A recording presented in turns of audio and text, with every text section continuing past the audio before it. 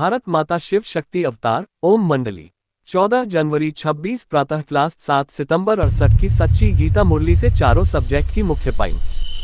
प्यारे बच्चे, ज्ञान बाप बाप भी है, टीचर भी है, सद्गुरु भी है।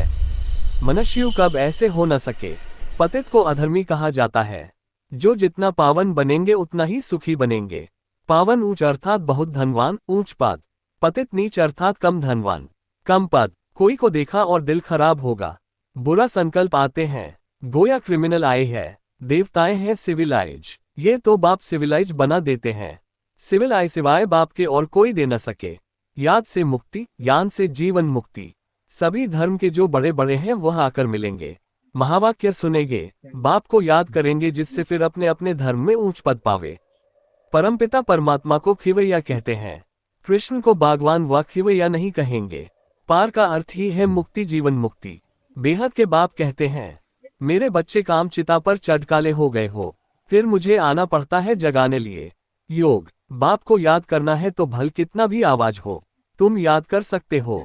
आवाज तो बाहर का है, तुम्हारी है अंदर की बुद्धि की याद। बाकी भल नागाड़ा बजता रहता है, दफ्तर में बैठे हो, कितना भी हंगामा हो, तुम बाप को याद कर सकते हो। कोशिश कर देखो, हम अपने को आत्मा समझ बाप को याद कर सकते हैं। याद है मुख्य, बाप का निश्चय हुआ डायरेक्शन मिलेंगे। 84 जन्मों के चक्र को याद करो और बाप की याद में रहो तो बेड़ा पार। अभी तुम अपन को आत्मा समझ एक बाप को याद करते हो, कोई भी देह को याद नहीं करना है। बाप कहते हैं मुझे याद करो तो तुम पुण्यात्मा बन मेरे पास आ जाएंगे।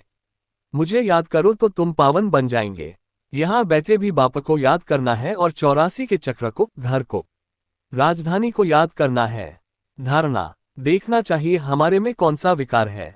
बाबा के पास आते हैं तो विकार की बात हो न सके, परंतु क्रिमिनल आए तो वह अपना काम करती रहती है।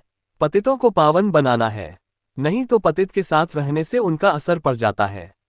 सत का संग तारता है, कुसंग में गए तो उनका रंग लग जाता है। उत्तम पुरुष के दैवी गुण भी धारण करनी है। पवित्र बनने लिए बाप राखी बांधवाते हैं। काम को जीतो, पावन बनो। सेवा एब्सोल्यूटली पावन बन और बनाते रहेंगे। मेहनत करेंगे तो ऊंच पद पाएंगे, नहीं तो कम पद पाएंगे।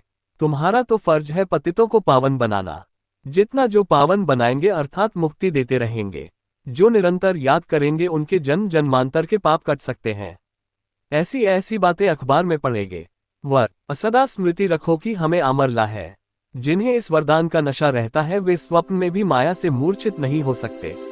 अच्छा बच्चों, ओम।